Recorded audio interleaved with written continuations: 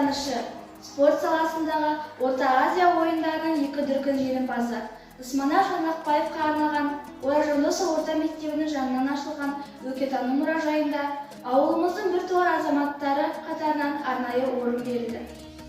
Усманап Шаңлақбаев 1937 жылы 25 қыркүйекте Мойынқұм ауданы Көктерек совхозының қазіргі Биназар ауылында дүниеге келген. Көктерек 10 жылдық мектебінде оқыған. Сол кездегі аудан әкімі аудандағы спорт жұмысын жүргізуге ауданға шақырған. Онда ол Қайрат ерікті спорт қоғамының председателі қызметіне тағайындалған. Усманап Шаңлақбаев was born in 1937 on 25 of September in the village Көктерек in Мойынқұм region. A king of Мойынқұm region nominated him as the chairman of the club Қайрат. He worked there for a long time. In 1917 was built the first sports school in our region. The first student was Irkadir Жұмабаев. In the school museum were certified photos and historical records of our countrymen Усманап Шаңлақбаев. District and regional sports tournaments are held in our school. Усманап Шаңлақбаев родился в 1937 году 25 сентября в Мойынқұмском районе в селе Биназар. Получил среднее образование в средней школе Берлик. В то время аким района пригласил его в район, чтобы вести спортивные работы. Он был назначен председателем Вольного спортивного общества «Қайрат». До конца своих дней всю свою жизнь он отдал спорту. Воспитывал молодое поколение в вольной борьбе. Он был двукратным чемпионом среднеазиатских игр, мастером спорта СССР.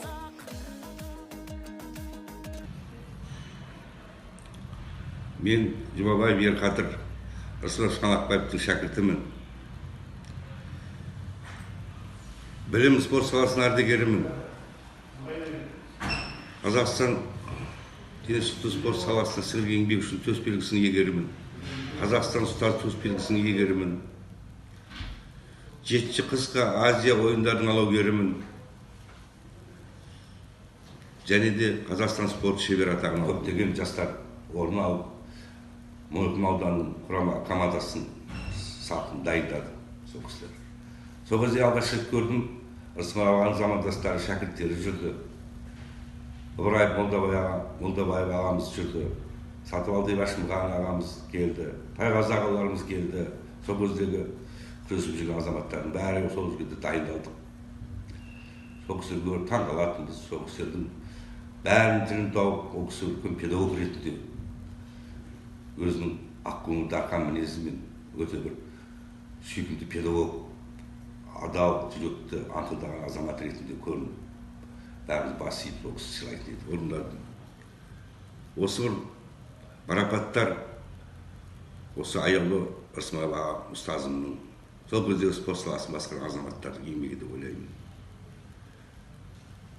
Туған жердің сиялмастан әртасын, қалай оның ұлымын деп айтасын деп айтқандай, Усманап Шаңлақбаев атамыз мәңгі біздің жадымызда.